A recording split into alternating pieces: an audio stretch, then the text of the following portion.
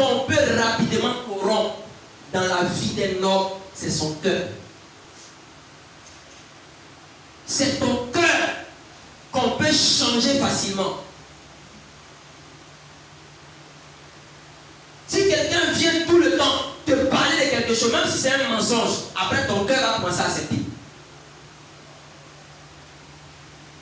L'organe qui se corrompt vite, c'est ton cœur.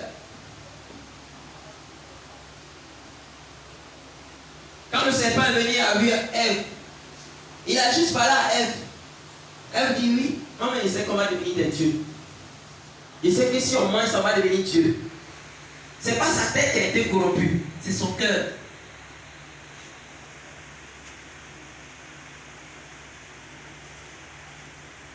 Alléluia.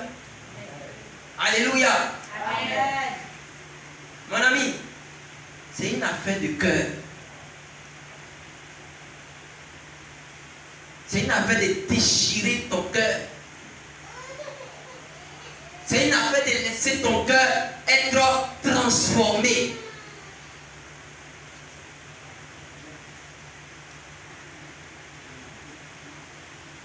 La Bible dit, il a déchiré ses vêtements. Il dit, à partir d'aujourd'hui, ce que je dois vivre, ce que je dois traverser, mes intérêts là, ça ne compte plus. Ce qui me concerne moi-même là, ça ne compte plus. Et qu'est-ce qu'il a fait? Il a soulevé le manteau de son maître et il a fait quoi? Il a fait quoi? Alléluia. La Bible dit au verset 13 de 2 Rois 2, il dit, et il releva le manteau qu'Élie avait laissé tomber. Puis il retourna et s'arrêta au bord du Jourdain. Il est allé, il s'est arrêté quoi? Au bord du Jourdain.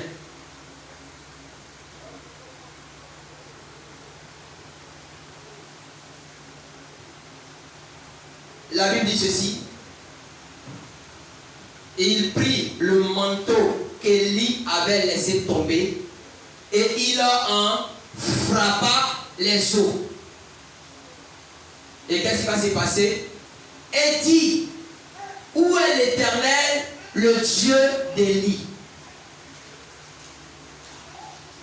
Est-ce qu'il a parlé en son propre nom? Il prend le manteau de son père, il frappe le Jourdain et il pose la question, où est l'Éternel, le Dieu d'Élie?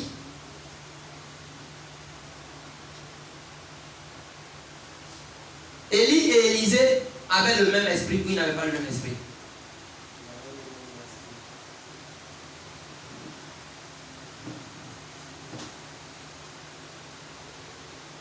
La Bible dit, lui aussi, il frappa les eaux qui se partagèrent ça et là, et Élisée passa.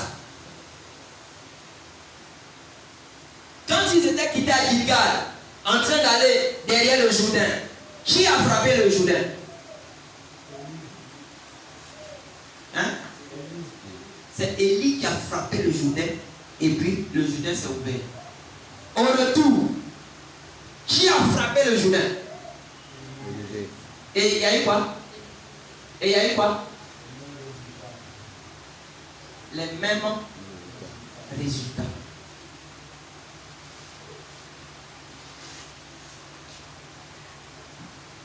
Les mêmes résultats. Pour qu'il y ait les mêmes résultats, il a fait quoi? Il a déchiré son manteau. Pour pouvoir prendre la nature de Dieu, toi, tu dois tuer toi ta nature.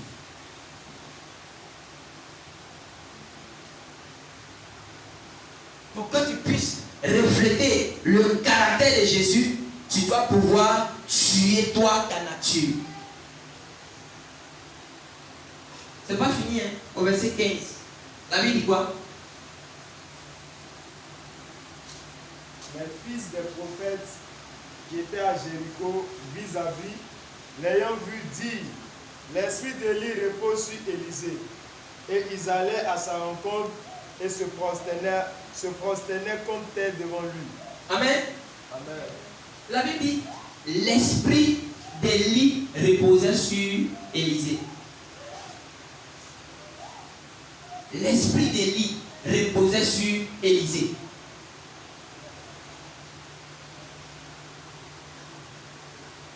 Est-ce que si tu rentres dans un supermarché, on peut dire que l'esprit de Jésus repose sur toi? Est-ce que si tu rentres dans une cour, on peut savoir que l'esprit de Jésus repose sur toi? Est-ce que si tu rentres dans ta propre maison, ta manière de faire, on peut dire que l'esprit de Jésus repose sur toi?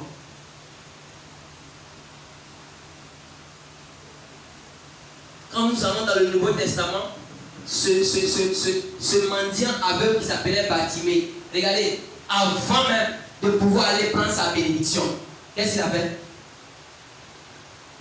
Il a déchiré ses vêtements. On ne peut pas prendre un ancien tissu et puis venir coudre ça sur un nouveau tissu. C'est pas possible. C'est pas possible. Tu ne peux pas prendre ta nature du monde là et puis tu es à l'église et tu gardes la même nature du monde. C'est pas possible. Tu peux pas prendre la mentalité du monde là et puis tu es à l'église, tu ne laisses pas la parole de Dieu te transformer pour que tu deviennes une nouvelle créature. C'est pas possible.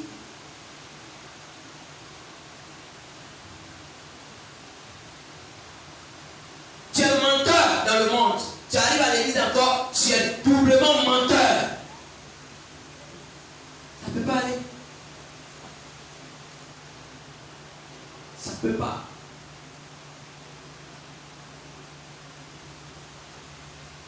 Gloire au Seigneur. Et la Bible dit clairement, ayez en vous les sentiments qui sont en Jésus. Ayez en vous les sentiments qui sont en Jésus. C'est quel sentiment qui est en Jésus? Ayez en vous les sentiments qui sont en Jésus.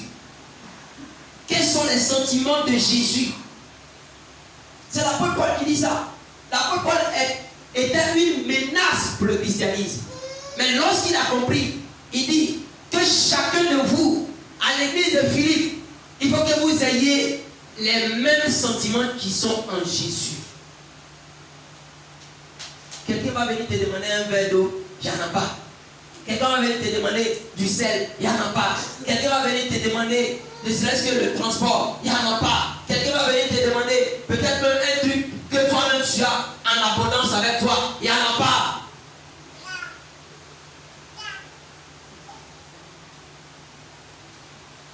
Gloire à Dieu. Il n'y en a pas. Vous pensez qu'on a décidé de suivre Jésus là? C'est facile. C'est même pas facile. Ou bien maintenant, tu m'as l'air fatigué là, tu as veillé. Hein? Alléluia. Amen.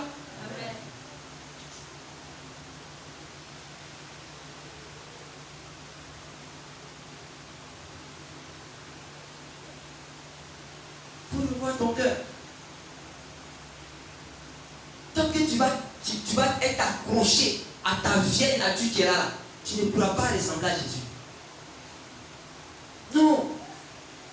Tant que tu seras attaché au monde, tu ne peux pas ressembler à Jésus. Et je vais te dire clairement, il y a des bénédictions dans lesquelles tu ne pourras jamais entrer.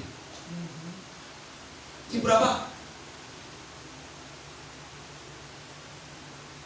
Dieu, il nous connaît tellement maintenant, nous les chrétiens du 21e siècle là. Dieu nous connaît tellement qu'il n'est plus Gaou. Non. Dieu n'est plus Gaou.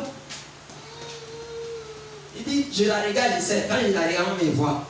Ça là, je sais que si je fais, et puis il y a bague sur son doigt, en réalité, ça peut devenir 3 mois après, on va dire que je demande divorce.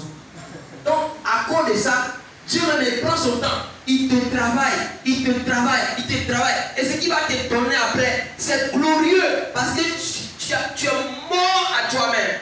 Il dit, il y a des femmes là, garçons ne prient pas sur eux, sur elles. Mais si tu es comme ça, Garçon, plie pas sur toi. Garçon, ne te donne pas instruction. Mais tu vas faire comment pour réussir? Le prophète Ésaïe a dit, le temps viendra, je crois que c'est Ésaïe, le temps viendra où 7 femmes vont chercher à prendre seulement le nom d'un homme. 7 femmes. Et là, tout ce qu'elles veulent là, ils n'ont qu'à porter le nom d'un homme. Sinon, eux-mêmes là, elles ont leur travail, elles ont leur argent, elles ont leur maison, elles ont tout. Les temps sont en train de devenir difficiles. Elle veut seulement, moi je veux qu'on m'appelle Madame Diallo, c'est tout. Tout le reste là, j'ai ça. Mais quand tu meurs à toi-même, l'homme là te regarde, il dit non, je ne cherche plus. Celle qui est là, ou bien c'est lui qui est là. C'est fini. Faut dire Amen.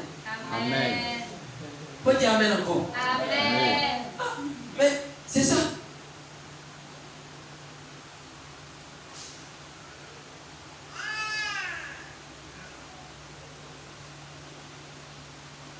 Aujourd'hui, quelqu'un est en train de comprendre que le christianisme, là, c'est pas facile. Non. C'est pas du tout facile. C'est vrai qu'on chante cadeau, Jésus donne tout cadeau. Oui, Jésus donne tout cadeau. C'est qu'on a à faire, c'est cadeau. C'est pas cadeau.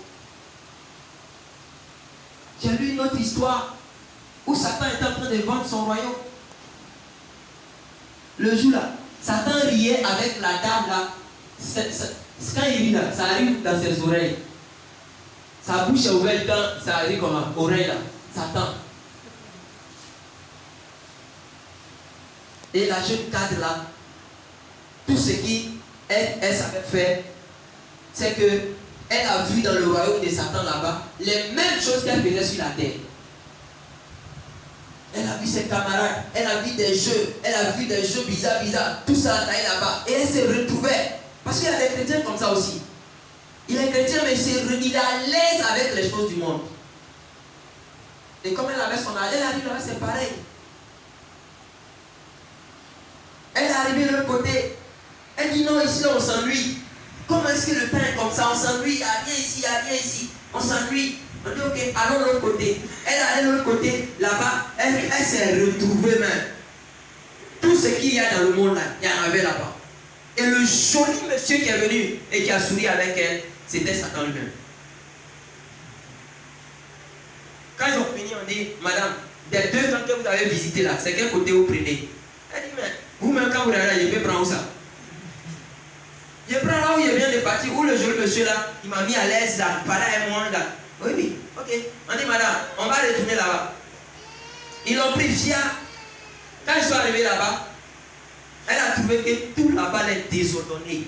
C'est des gens qui poussent des poubelles, c'est des gens qui sont dans la saleté. Et puis l'autre monsieur qui arrive, tout son corps est acheté. Et il arrive. Il dit, mais monsieur, c'est vous que j'ai vu hier ici là, non? Il dit, oui, c'est moi que tu as vu hier là. Mais hier, j'étais en train de vendre mon royaume. J'étais en train de vendre mon royaume. Si je te montrais que ici était la souffrance, est-ce que tu allais venir? Mais je t'ai montré que c'est beau. La femme a mordu son doigt, mais c'était trop tard. Vous qui aimez tout ce qui ressemble au monde là, acceptez de mourir vous-même. Acceptez de vous séparer. Tu as fouillé les portables ce matin là, tu vas voir il y a pornographie dedans, il y a un morceau de je ne sais pas qui est qui dedans. Tout est dans vos portables en tant que chrétien. N'importe quelle musique, ça est dans vos oreilles. Tu n'es pas encore moi à toi-même. La Bible dit si quelqu'un est en Christ, il est une nouvelle créature. Si quelqu'un est en Jésus, quand tu viens en Jésus, le premier verset qu'on te donne, c'est 2 Corinthiens 5, 17. Si quelqu'un est en Christ, il est une nouvelle créature. Les choses anciennes sont passées, toutes choses sont devenues nouvelles. C'est le verset là qu'on vous donne, mais vous dites que c'est difficile.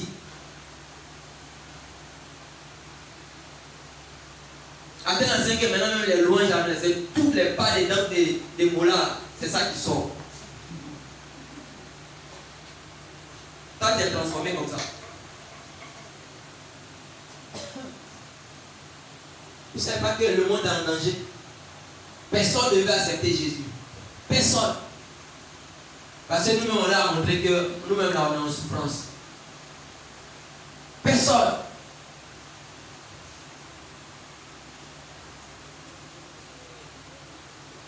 Alléluia. Amen. Toi là, il faut venir. Amen. Bien aimé, suivre Jésus, c'est pas facile.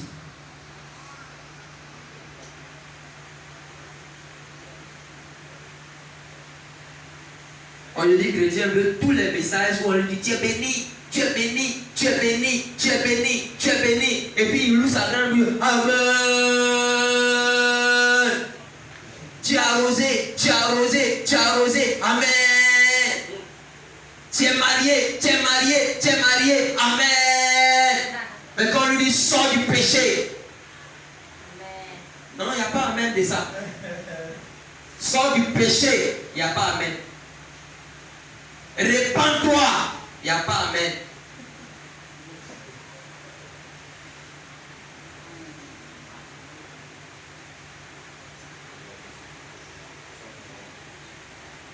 Colossiens, allons-y, on va terminer.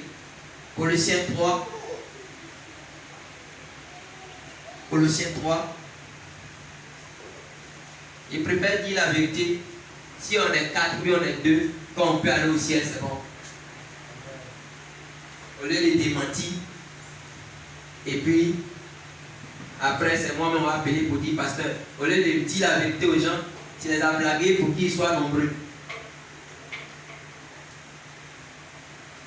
Colossiens 3, verset 5 dit ceci. Faites donc mourir les membres qui sont sur la terre. Faites donc mourir les membres qui sont sur la terre. Vous savez ce que la Bible appelle les membres? C'est ce qui sera cité là. Premièrement, c'est quoi? L'impudicité. L'impureté. Les passions. Les mauvais désirs. La cupidité. Qui est une idolâtrie. L'argent. Il faut qu'il échange l'argent tout prix.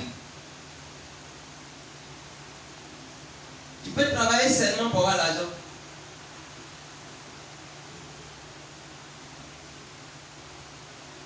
Amen. La Bible dit de faire mourir les membres qui sont sur la terre. Les membres qui sont sur la terre. Il dit c'est à cause de ces choses que la colère de Dieu vient sur les fils de la rébellion, parmi lesquels vous marchiez autrefois lorsque vous viviez dans ces péchés.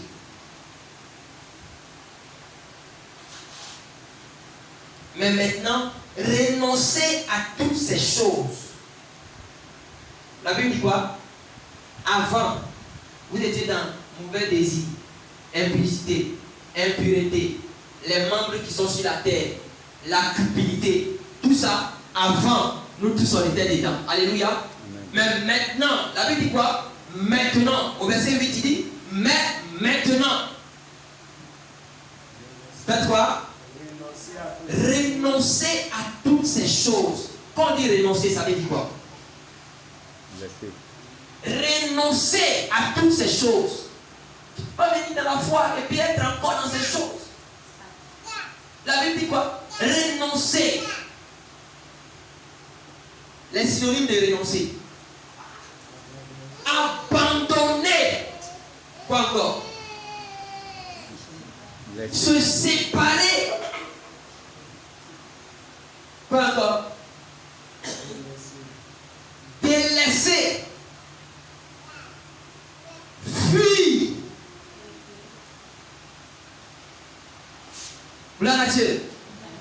La Bible dit de renoncer. renoncer, de divorcer avec ces choses. Quand il prend divorcer là, on comprend vite. De barrer, de supprimer ces choses. La Bible dit de supprimer, de barrer ces choses. Les passions de la jeunesse. On est à l'église, mais on est encore dans les passions de la jeunesse. Un enfant de Dieu, tu dois être responsable. Tu dois être responsable.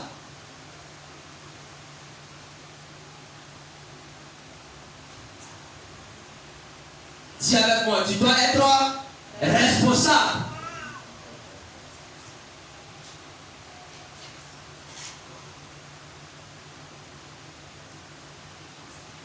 Maintenant, renoncer à quoi? Premièrement, à la colère. Il faut renoncer à la colère.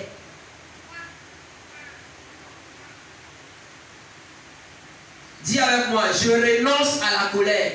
Je renonce à la colère. Dans le monde, tu es coléreux, colérique. Dans la foi encore, tu es coléreux, colérique. L'apôtre Paul dit, il faut divorcer avec la colère.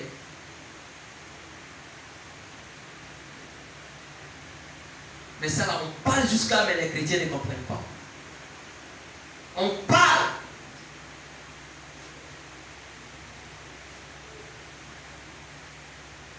Tu vas dans les foyers, c'est coup de poing, bagarre. Renoncer à quoi encore? À l'animosité. L'animosité.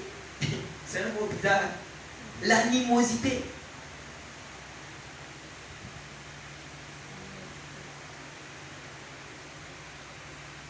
Dans l'animosité, là-bas.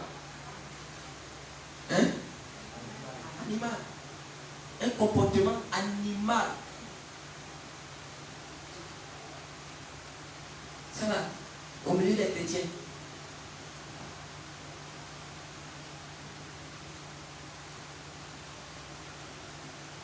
Quand tu dis mourir à soi-même, c'est ça. Pas encore. À la méchanceté. C'est pourquoi le prophète Joël dit quoi? Il faut déchirer ton cœur. Tu sais quand on entend ça, se trouve où? C'est dans le cœur. Il faut déchirer ton cœur. Le manteau, le vêtement déchiré, c'est ton cœur. La méchanceté. Quoi encore? La calomnie. On est ici là, on sourit, hein? Mais tu tout donnes la critique. Ils vont te critiquer jusqu'à vous fatiguer. Ils vont te critiquer.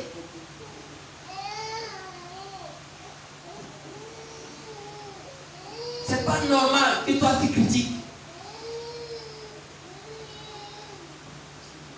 Tu vas critiquer ton voisin jusqu'à fatiguer. Tu vas critiquer ta voisine.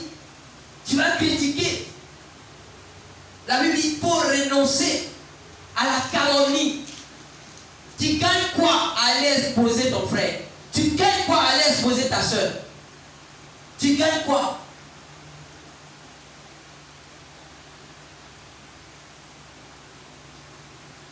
Quoi encore?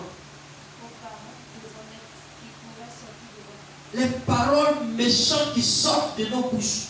Les paroles déshonnêtes. Des paroles. Paroles. On dit de renoncer aux paroles. Si tu ne renonces pas aux paroles mal placées, les injures, dis avec moi, un chrétien, un enfant de Dieu, c'est quelqu'un qui est responsable. Un enfant de Dieu, c'est quelqu'un qui est responsable. Donc, tu ne peux pas faire, tu ne peux pas te mettre là, toujours à injurier les gens.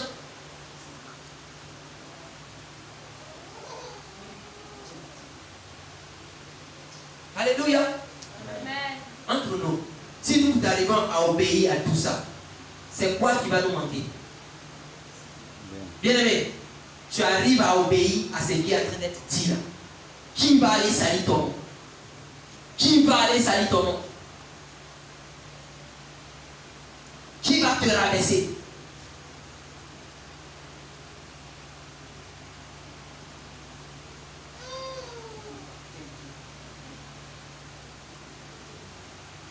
Amen. Amen. Verset 9, il dit quoi? Ne mentez pas les uns aux autres. Ne mentez pas les uns aux autres. Vous étant dépouillés du vieil homme fait de ses œuvres. Le vieil homme, c'est ta nature, ta vieille nature, ton ancienne vie. Il faut se dépouiller. Il faut se dépouiller. Élisée s'est dépouillé. Élisée a fait quoi? Il a enlevé ses vêtements, il s'est dépouillé. Bartimée s'est dépouillé avant d'aller prendre son miracle. Toi, tu veux le miracle en restant dans ta vieille caracasse. Ça ne peut pas marcher. Non. Bartimée s'est dépouillé et il allait prendre son miracle. Élisée s'est dépouillé et il allait prendre maintenant quoi? Son nouveau manteau. Si tu te dépouilles, ce que tu attends là, ça va venir. Amen. Mais on ne se dépouille pas.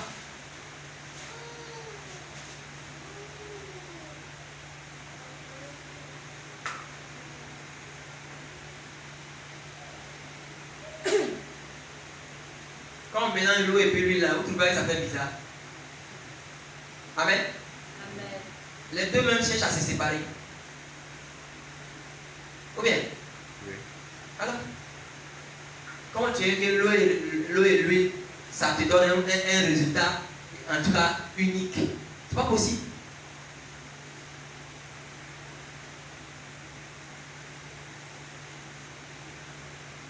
Comme l'huile n'aime pas palabre, il va venir au-dessus. L'huile n'aime pas palabre. L'onction n'aime pas palabre. Il va venir au-dessus.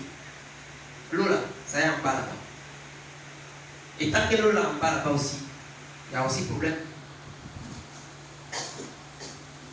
Alléluia.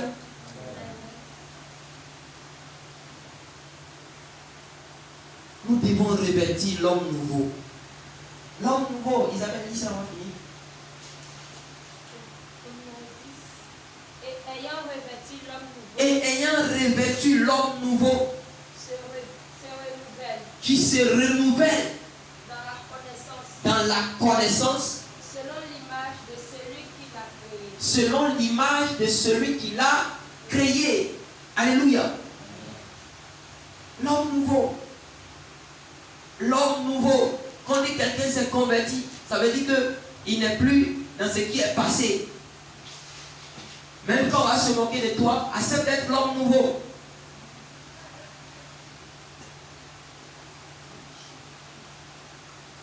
Ton appel de Dieu là, oui, ton appel de Dieu là, mais il faut tenir. Il faut payer le prix.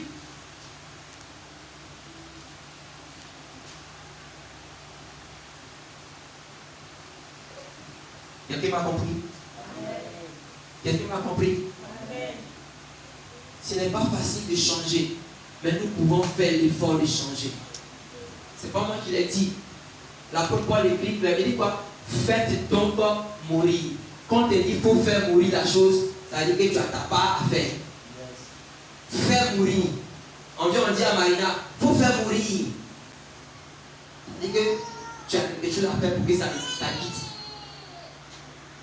Merci Isabelle. Ce matin, nous allons prier.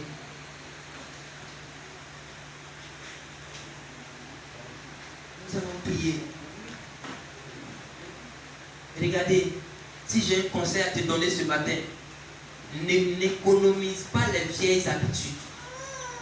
N'économise pas les habitudes qui ne sont pas de Dieu.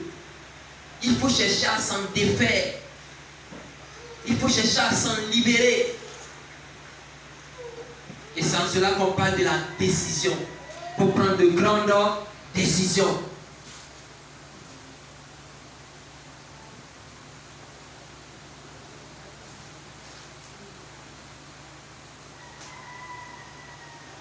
Baisse ta tête et prie avec moi.